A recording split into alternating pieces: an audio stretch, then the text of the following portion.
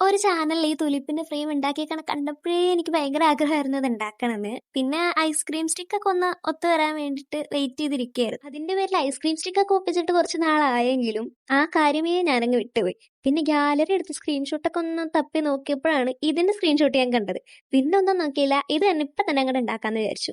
അതിനുവേണ്ടി ക്ലേ അങ്ങോട്ട് പൊട്ടിച്ചു നോക്കിയപ്പോഴാണ് മനസ്സിലായത് ആ വെള്ള ക്ലേ അങ്ങനെ തന്നെ കട്ടായി പോയത്. പിന്നെ കുറെ വെള്ളമൊക്കെ എടുത്ത് അതൊന്ന് ഒരു വിധത്തിലാണ് നമ്മൾ ബ്ലൂ ആയിട്ട് മിക്സ് ആക്കി എടുത്തത്. അങ്ങനെ ആകാശവും മേഘമൊക്കെ ഉണ്ടാക്കി എടുത്തതിന് ശേഷം നമ്മൾ കുറേ തുലിപ് ഫ്ലവർ ഉണ്ടാക്കി അതൊക്കെ ഓരോന്നായിട്ട് ഇങ്ങനെ ഒട്ടിച്ചെടുക്കാം. പിന്നെ അതിന് വേണ്ട കുറേ ഇല അങ്ങോട്ട് നമ്മൾ ഒട്ടിച്ചു കൊടുക്കുന്നുണ്ട്.